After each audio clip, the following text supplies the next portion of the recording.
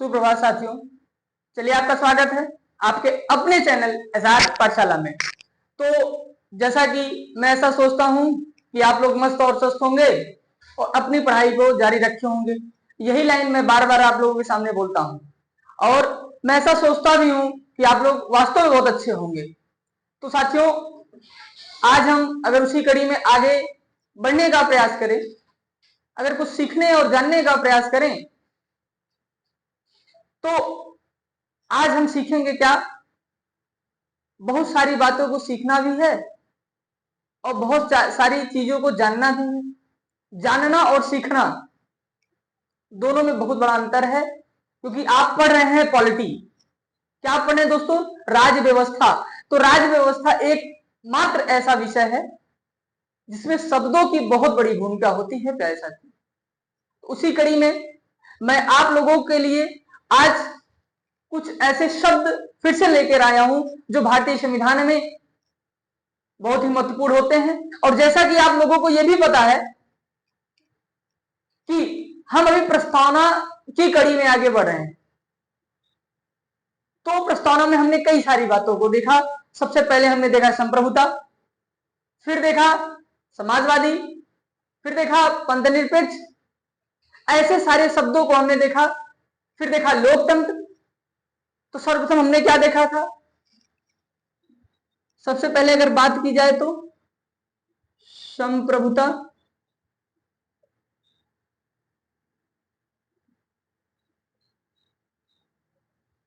हमने संप्रभुता पे बात कर लिया। फिर अगर हम बातें करें तो दूसरे नंबर पे हमने क्या देखा था? संप्रभुता था। उसके बाद हमने आपको बताया था समाजवादी,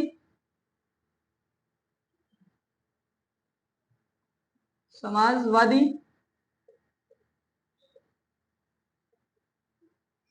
समाजवादी, और तीसरा बताया था पंथ निरपेक्ष,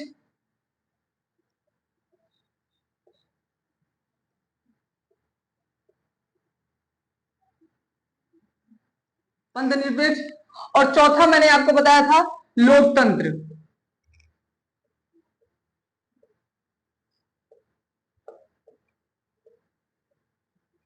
लोकतंत्र। और आज हम पढ़ेंगे साथियों गणतंत्र के बारे में। तंत्र। तो हमने इसमें देखा संप्रभुता क्या होती है? जो स्वयं का प्रभु होता है, जो अपना निर्णय लेने में स्वतंत्र होता है, चाहे वो बाहरी निर्णय हो चाहे वो आंतरिक निर्णय हो। फिर हमने देखा समाजवादी। समाजवादी एक विचारधारा होती है, समाज को आगे बढ़ाने की बात इसमें की जाती है। और जब मैं इसको पढ़ाया था बहुत अच्छे से पढ़ाया था, क्लास पढ़ी हुई आप जाके देख सकते हैं। फिर पंथ निरपेक्षता की बात बताई थी। पंथ निरपेक्षता में हमने आपको दो शब्द बताया था, एक बताया था पंथ निरपेक्ष और एक बताया था धर्म निरपेक्ष। तो साथियों, पंथ का मतलब हमारा रिलीजन होता है, जैसे हिंदू, मुस्लिम, सिख, ईसाई, ये चारों भाई भाई। तो हिंदू, मुस्लिम, सिख, ईसाई जो आते हैं ये आएंगे पंथ में। लेकिन अगर हम बातें करें धर्म निरपेक्ष का, तो धर्म का मतलब मेरा होता है मेरा जो कार्य है। जैसे मेरा कार्य पढ़ाने का है, तो मैं अपने धर्म को मतलब अपने कर्म को अच्छे से कर रहा हूं। आपको अगर अच्छे से पढ़ा रहा हूं तो ये मेरा काम है, और जो मेरा काम होता है वही मेरा धर्म होता है। इन सारी बातों को हमने देखा था। फिर हमने देखा लोकतंत्र। लोकतंत्र का मतलब जहां जनता का तंत्र हो। जनता का तंत्र का मतलब जहां जनता सर्वे सर्वा हो। हमने आपको बताया था, अब्राहम लिंकन साहब का एक कोटेशन था, जनता का, जनता द्वारा, जनता के लिए। ये लाइन बहुत ही इंपॉर्टेंट था, जनता का, जनता द्वारा, जनता के लिए। तो ये लोकतंत्र था। मैंने आपको बताया था जैसे बड़े देशों में, जैसे भारत में क्या है, अप्रत्यक्ष लोकतंत्र है।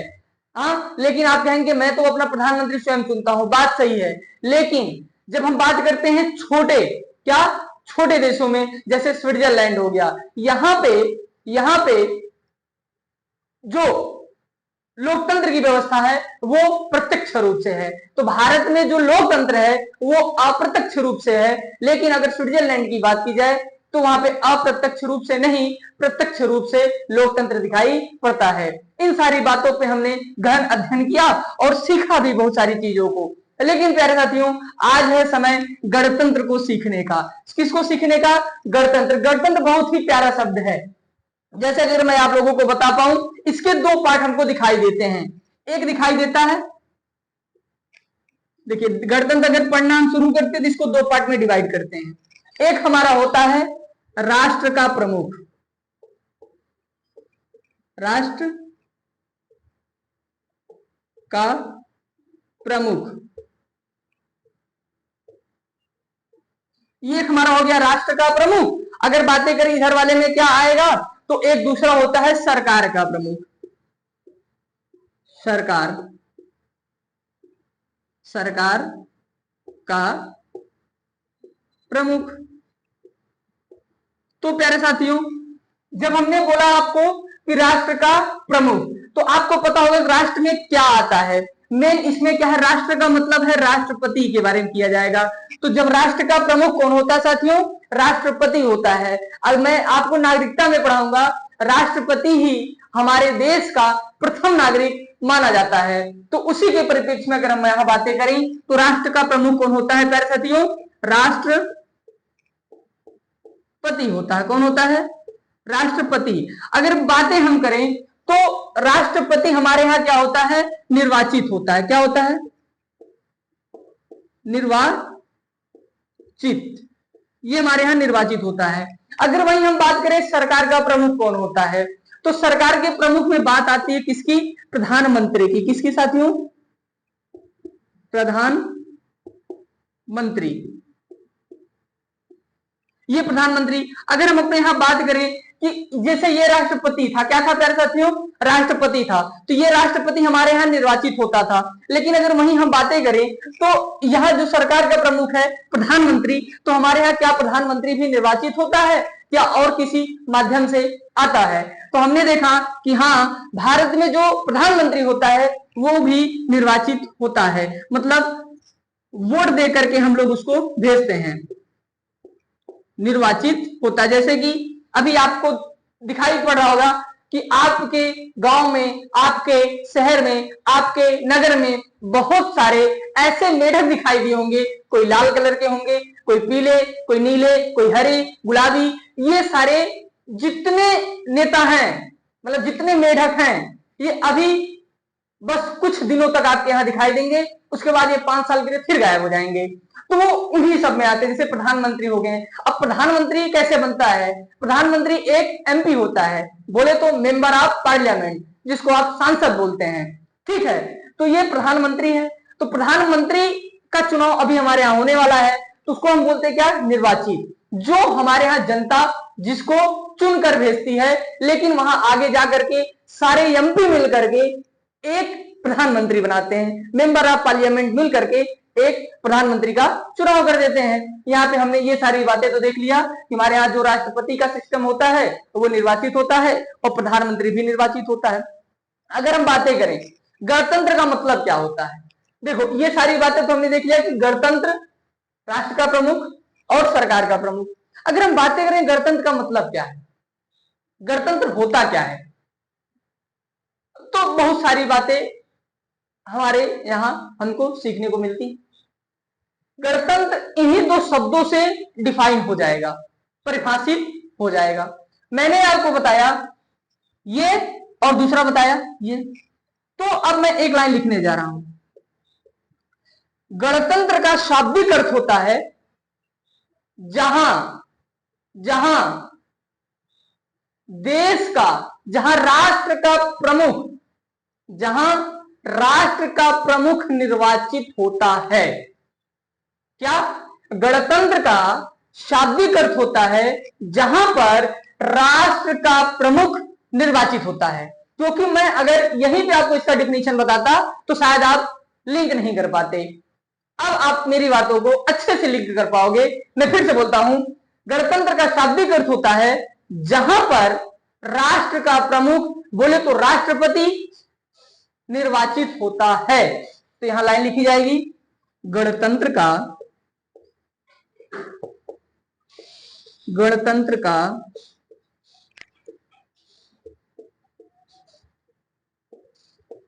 शाब्दिक अर्थ होता है कि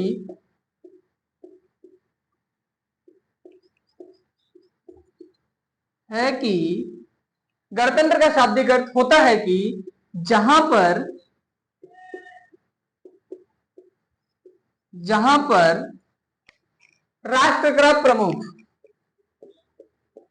राष्ट्र का प्रमुख वंशानुगत ना होकर के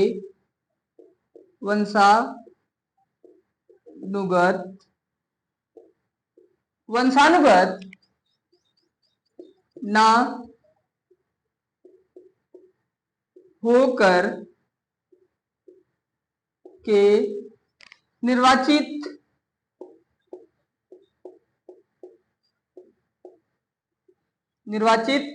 होता है।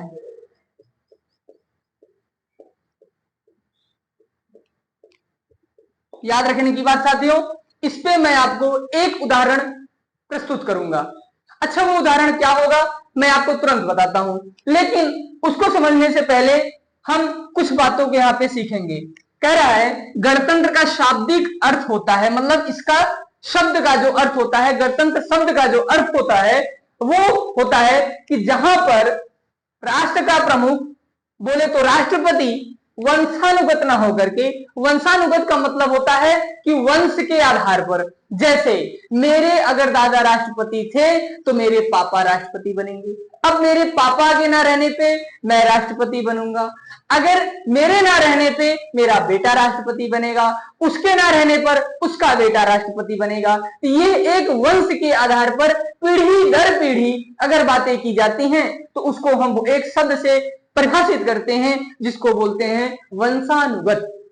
तो यहां पे हमने देखा कि जहां पर राष्ट्र का प्रमुख वंशानुगत ना हो करके निर्वाचित होता है। निर्वाचित का मतलब होता है साथियों कि वोट दे करके जिसको हम भेजते हैं। तो ये सारी बातें हो गई। अगर मैं यहां पर एक बहुत ही चर्चित देश रहा है, कंट्री रहा है, जिसको आप ब्रिटेन के नाम से जानते हैं, तो अगर मैं बातें करूं क्या ब्रिटेन में गणतंत्र है, तो आप बोलेंगे नहीं सर, ब्रिटेन में गणतंत्र नहीं है।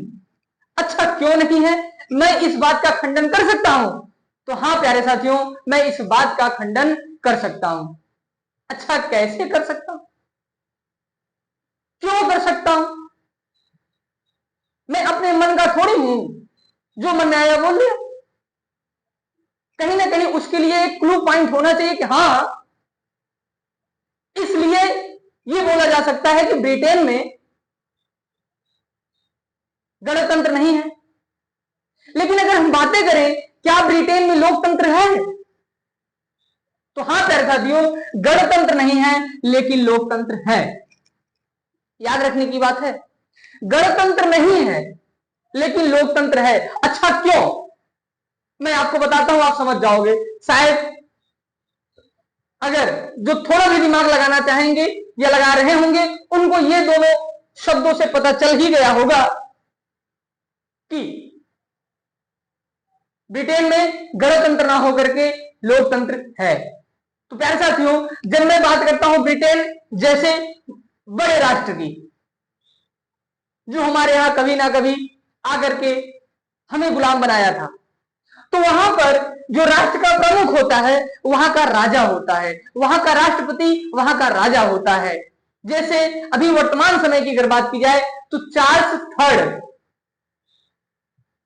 रानी एक्सपायर कर गई, उनके बाद चार्ल्स थर्ड वहां के राजा बनाए गए और वहां का राजा ही राष्ट्र का प्रमुख होता है। इसलिए वो वंशानुगत चलता चला रहा है। अब जैसे वो नहीं रहेंगे तो उनका बेटा बन जाएगा, उनके बेटे के ना रहने पर उसका बेटा बन जाएगा। तो ऐसे सारी बातें होंगी। लेकिन अगर हम बातें करें ब्रिटेन के परिप्रेक्ष्य में, तो वहां जो सरकार का प्रमुख होता है, जो वहां का प्रधानमंत्री होता है, वो निर्वाचित होकर के जनता के द्वारा वोट दे करके या जनता के द्वारा चुन करके भेजा जाता है। तो फॉर एग्जाम्पल की अगर हम बातें करें, उदाहरण के तौर पे अगर हम बातें करें, तो वहां का जो भी प्रधानमंत्री है ऋषि सुनक जी, जो एक भारतीय है, मतलब अगर बातें करें इस समय तो वो ब्रिटेन के ही हैं, उनका जन्म ब्रिटेन में हुआ, लेकिन अगर बातें करें उनका खून कहां का है, तो उनका खून कहीं ना कहीं भारत की धरती से जुड़ा हुआ रहा है प्यारे साथियों। तो हम कभी कभी ये सोचकर बहुत खुश होते हैं कि जिन्होंने कभी ना कभी हमको गुलाम बनाया था, आज उसी के देश में भारत का एक सपूत पहुंचकर अपना परचम लहराता है और वहां के प्रधानमंत्री जैसे पद का दावेदार होता है और पूरे देश को चलाने का प्रयास करता है और चला भी रहा है प्यारे साथियों। इतना जज्बा रखते हैं हम भारतीय लोग, है किसी में इतनी हिम्मत ब्रिटेन जैसे बड़े देशों को संचालित कर पाए? इतनी बड़ी अर्थव्यवस्था थी उसकी। हम मानते हैं कि अभी हम ब्रिटेन से आगे पहुंच गए हैं, लेकिन अगर बातें की जाए भारत और ब्रिटेन की, तो ब्रिटेन विकसित राष्ट्रों में आता है साथियों, और भारत विकासशील राष्ट्रों में आता है। तो इन सारी बातों पे हमने चर्चा किया। तो लेकिन याद रखने की बात एक ही है कि ब्रिटेन में लोकतंत्र तो है लेकिन गणतंत्र नहीं है, लेकिन भारत में अगर बातें की जाए तो लोकतंत्र और गणतंत्र दोनों है। तो भारत में लोकतंत्र भी है, सॉरी गणतंत्र भी है और लोकतंत्र भी है। शायद आप मेरी बातों को समझ पाए होंगे। ये टिक का मतलब ये बताता है कि ब्रिटेन में गणतंत्र नहीं है और लोकतंत्र है, भारत में गणतंत्र और लोकतंत्र दोनों है। तो अगर आप इसका स्क्रीनशॉट लेना चाहते हैं तो ले सकते हैं, नहीं तो मैं मिटा करके आगे बढ़ता हूं। तो साथियों आइए हम उसी कड़ी में आगे बढ़ते हैं और अपनी बातों को पूरा करने का प्रयास करते हैं। तो हम बातें कर रहे हैं प्रस्तावना में, अभी हम प्रस्तावना में चल रहे हैं। प्रस्तावना के एक एक शब्दों को बहुत अच्छे तरीके से परिभाषित करते हुए, समझते हुए, अपने शब्दों के ज्ञान को बढ़ाते हुए आगे बढ़ रहे हैं प्यारे साथी। तो अब हम, क्योंकि मैंने आपको बताया है कि भारत का संविधान बोलता है triple SDR, sovereign, socialist, secular, democratic और रिपब्लिक। इन 5 चीजों को तो हमने अच्छे से देख लिया। अब बात आती है कि मैंने आपको बताया था न्याय की बात। किसकी? न्याय।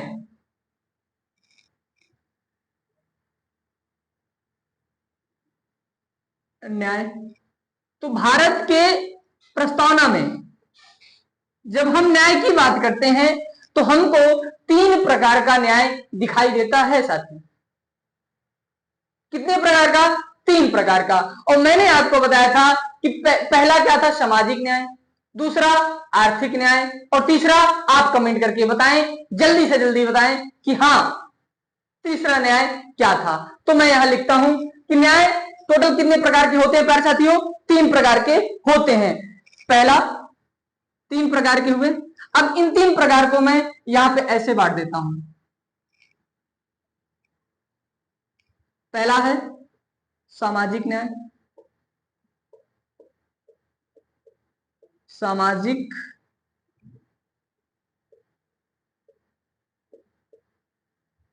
न्याय। दूसरा है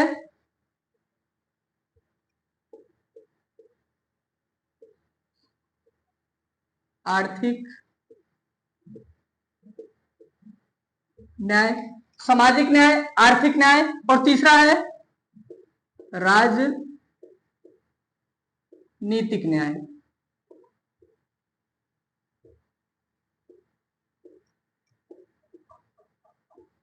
तो प्यारे साथियों भारत का जो संविधान है उस संविधान में प्रस्तावना है, उस प्रस्तावना में जब हम न्याय की बात करते हैं तो वो हमको 3 प्रकार का न्याय देता है।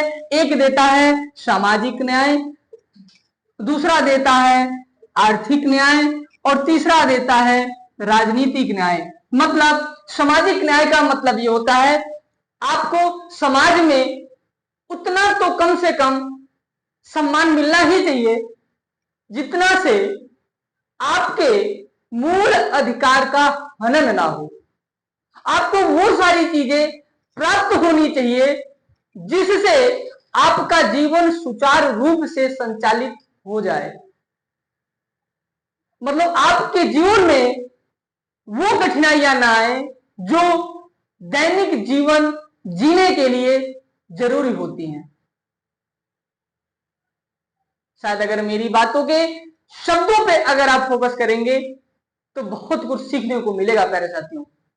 तो अगर मैं बातें करूं कि जो हमारा सामाजिक न्याय है, फिर हम बातें करें जो मेरा आर्थिक न्याय है, और जब हम बातें करें राजनीतिक न्याय है, इन सारी बातों का चर्चा कहां किया गया है, किस में किया गया है? तो जब हम बात करते हैं सामाजिक न्याय का तो कहीं ना कहीं इसमें आर्टिकल तो होंगे।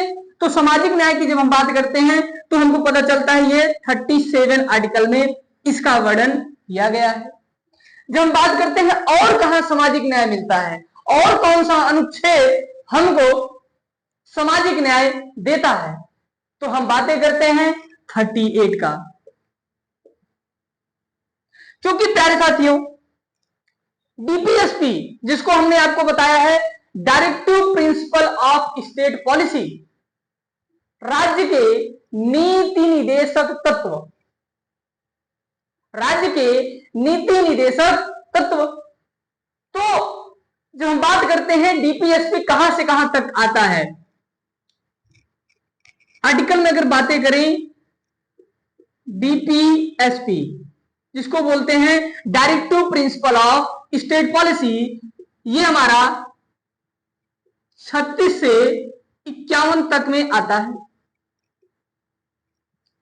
इसका मतलब डीपीएसपी के अंतर्गत 36 से 51 तक आर्टिकल सम्मिलित हैं, अनुच्छेद सम्मिलित हैं। तो अगर हम बात कर रहे थे 37 आर्टिकल, 38 आर्टिकल, तो शायद आपको दिख रहा होगा कि ये सारी बातें हम जब डीपीएसपी पढ़ेंगे साथियों तो वहां पे हम सीखने का प्रयास करेंगे, जानने का प्रयास करेंगे। फिर हमने देखा कि 37 नंबर आर्टिकल था, 38 नंबर आर्टिकल था। फिर अगर बातें करें 39 नंबर आर्टिकल में सामाजिक न्याय मिलता है। फिर अगर बातें करें 40 में भी मिलता है। फिर अगर बातें करें 41 में भी मिलता है। अगर बातें करें तो 42 में भी मिलता है प्यारे साथियों। तो 37, 38, 39, 40, 41, 42, इसमें मैं आपको थोड़ा सा बताऊंगा कि 41 क्या कहता है। 41 कहता है कुछ दशाओं में सरकारी सहायता प्राप्त होना, कुछ दशाओं में सरकारी सहायता प्राप्त होना, मतलब कुछ आपको सरकार के द्वारा सहायता या मदद की जाएगी कुछ दशा में। जैसे अगर आप देख रहे होंगे आपके यहां बाढ़ आ गया, तो अब सरकार का यह काम है कि वो आपको बाढ़ में कुछ ना कुछ राहत प्रदान करे। तो आप देखते भी हैं जहां बाढ़ आता है, तूफान आता है, कुछ हो जाता है, भूकंप आता है, तो सरकार के वहां लोग पहुंचते हैं, एनडीआरएफ की टीम पहुंचती है, बहुत सारे लोग पहुंचते हैं, सरकार के मंत्री पहुंचते हैं, आपको बहुत सारी चीजें प्रदान करते हैं। ये बातें होगी। और आप ये भी देख रहे होंगे कि आपके गांव में कोटे पे राशन मिलता है। ये किसका है? ये राज्य का अपना काम है। राज्य के नीति निर्देशक तत्वों में ये सारी बातें वर्णित की गई हैं प्यारे साथियों। तो हमने देखा कि जब सामाजिक न्याय की हम बात करते हैं, सामाजिक न्याय को अगर हम उल्लेखित करना चाहेंगे तो हम 37, 38, 39, 40, 41, 42 आर्टिकल का उपयोग करके हम सामाजिक न्याय जैसे शब्दों को कम से कम 2 पेज लिखने का प्रयास करते हैं और लिखने की ताकत रखते हैं प्यारे साथियों। अगर आप ये सारी बातें समझे हैं तो हम अगली कड़ी में आर्थिक न्याय की चर्चा करते हैं। आर्थिक न्याय बस 2 ही जगह डिफाइन होता है, वो भी बहुत ही सिंपल है, क्योंकि जब हम सामाजिक न्याय पढ़ते हैं उसी के साथ साथ हमको आर्थिक न्याय भी मिलता है। तो हमको याद आता है 39 का बी और 39 का सी, 2 ही जगह हमको आर्थिक न्याय मिलता है। आर्थिक न्याय का मतलब क्या है प्यारे साथियों? जब हम बात करते हैं आर्थिक न्याय की आर्थिक न्याय का मतलब है अर्थ, अर्थ का मतलब इकोनॉमी। अब वो अर्थ मतलब पृथ्वी मत समझिएगा। आर्थिक का मतलब होता है पैसा, धन, दौलत। तो कहीं ना कहीं जब सरकार के द्वारा हमको आर्थिक मदद की जाती है, आर्थिक रूप से मदद की जाती है, तो वहां पे हमको आर्थिक न्याय प्राप्त होता है। जब हम बात करते हैं राजनीतिक न्याय की, तो उसमें अभी आपके लेवल तक केवल एकमात्र आर्टिकल याद आता है, वो भी 326। कितना? 326। तो ये सारी बातें रही न्याय के पर्सपेक्टिव से, न्याय के संदर्भ में। ये सारी बातें हमने आपके सामने प्रस्तुत करके दिया है। अगर हम बातें करें, ये न्याय जो शब्द है, ये न्याय शब्द आया कहां से, जनरेट कहां से हुआ? तो साथियों, जब हम बात करते हैं न्याय जैसे प्यारे शब्द की, तो हमको यह पता चलता है सोवियत क्रांति से। कहां से? सोवियत क्रांति से।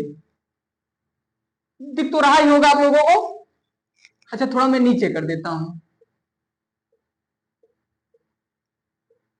सोवियत क्रांति से। तो जब मैं बात करता हूं न्याय, न्याय शब्द हमें सोवियत क्रांति से मिला। अगर बातें करें कब मिला, तो 1917 में मिला। 1917 में ये शब्द हमको दिखाई दिया। अच्छा, ये सोवियत क्रांति का मतलब क्या है? आपने सोवियत संघ नाम सुना होगा, जिसको आज हम रसिया के नाम से जानते हैं। जब रसिया टूटा नहीं था, तब उसको हम यूएसएसआर बोलते थे। अगर हम आपको थोड़ा सा बताने का प्रयास करें कि 1991 में जो रूस था, वो 15 जैसे देशों में विभाजित हो गया, जिसको हम इस नाम से जानते हैं। पहला Kazakhstan, Kyrgyzstan, Tajikistan, Turkmenistan, Uzbekistan, Georgia, Armenia, Azerbaijan. तो ऐसे करके बहुत सारे देश थे जिसमें वो जाकर के टूटा। तो ऐसे 15 देश थे जिसमें जाकर के सोवियत संघ मतलब रूस जाकर के टूटा। तो वहां से ये शब्द हमको याद आया। 1917 में लोगों के दिमाग की उपज रही कि न्याय शब्द भी कुछ होता है। यहां तक हमने सारी बातों को अच्छे से अपने विचार में लाया और प्रस्तुत करने का प्रयास किया। अगर हम बातें करें सामाजिक न्याय की, तो मैंने आपको बताया कि सामाजिक न्याय का मतलब होता है जहां पर समाज में स्वतंत्रता हो, समानता हो, वो सारी बातें हो गई। अगर हम बातें करें आर्थिक न्याय की, जहां पे संसाधन का उचित वितरण हो, जहां पे संसाधन हमको मिल जाए। जैसे हमारे यहां बाढ़ आ गई है, तो हमको उस बाढ़ से निपटने के लिए कुछ संसाधन की जरूरत होगी। बहुत सारी समस्याएं आती हैं, उनसे निपटने के लिए हमको ये संसाधन चाहिए। जो सरकार का ये दायित्व बनता है कि हमको ये सारे संसाधन उपस्थित कराए। जब बात आती है राजनीतिक न्याय, इस शब्द से तो सभी परिचित हैं, बताने की तो कोई बात ही नहीं है। दरअसल राजनीतिक न्याय बोलता है कि राजनीति में हमको न्याय चाहिए, पूर्ण न्याय चाहिए। जैसे अगर हम बातें करें, कांग्रेस इस समय बीजेपी पर, किस पे? बीजेपी पर निशाना साधते हुए कहती है कि हमें भी राजनीतिक न्याय चाहिए। जब वो सुप्रीम कोर्ट के पास पहुंचती है, कहती है माय लॉर्ड, हमको भी राजनीतिक न्याय दे दो। बहुत सारी बातें आती। तो ये तो हो गया कि हाँ कोई पार्टी थी। लेकिन हम बातें करें कि अगर एक सामान्य सा नागरिक है, उसको अगर राजनीतिक न्याय मिलना है या प्राप्त करना है, तो कैसे,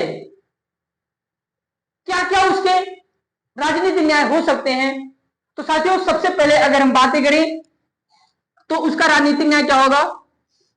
वोट डालने का अधिकार। वोट डालने का न्याय कि मतलब उसको वोट डालना है तो उसको वोट डालने दिया जाए। दूसरा है चुनाव लड़ने का अधिकार।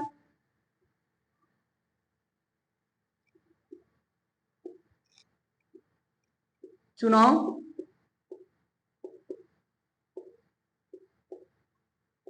का अधिकार। चुनाव लड़ने का अधिकार भी एक क्या है? राजनीतिक न्याय। मैं जब आपको फंडामेंटल राइट पढ़ाऊंगा, मूल अधिकार पढ़ाऊंगा, तो इन सारी बातों पे वहां पे विस्तृत रूप से चर्चा करूंगा। तो वोट डालने का हो गया, चुनाव लड़ने का अधिकार हो गया। अगर हम बातें करें तो ये सारी बातें हमारे राजनीतिक न्याय में आती हैं। तो अगर आप इसका स्क्रीनशॉट लेना चाहते हैं तो ले लें, नहीं तो फिर इसको मिटा करके आगे बढ़ते हैं। तो प्यारे साथियों, अभी तक हमने आज दो शब्दों को अच्छे से सीखा। पहला ये सीखा गणतंत्र क्या है, और दूसरा सीखा न्याय क्या है। भारतीय संविधान में परिभाषित किए गए शब्दों को अभी हम अच्छे से सीख रहे हैं और जानने का प्रयास कर रहे हैं। भारतीय संविधान के प्रस्तावना में परिभाषित शब्दों को, शायद मैं अब सही हो पाया। उसमें बहुत सारी चीजें अभी आपको पढ़ना बाकी हैं, जैसे समानता और स्वतंत्रता। ये दो शब्द बहुत ही इंपॉर्टेंट है साथियों, और मैं आपको डेली क्लास में बताता हूं। भारतीय संविधान के प्रस्तावना में जो हमको स्वतंत्रता दी गई है, याद रखने की बात है, वो स्वतंत्रता फ्रीडम वाली स्वतंत्रता ना हो करके वो स्वतंत्रता लिबर्टी वाली स्वतंत्रता है। क्योंकि आपके एग्जाम में ये क्वेश्चन बार बार पूछा जाता है और हम बार बार गलत करके आते हैं प्यारे साथियों। तो उसी के परिप्रेक्ष्य में आगे की बातें हम कल आपके सामने प्रस्तुत करेंगे। तो आज की क्लास मैं यहीं पे रोकता हूं, लेकिन हां, अगर आपको मेरी क्लास पसंद आई हो तो प्यारे साथियों विनम्र निवेदन है आपसे कि लाइक, शेयर, सब्सक्राइब जरूर करें। मिलते हैं नेक्स्ट क्लास में, तब तक के लिए जय हिंद।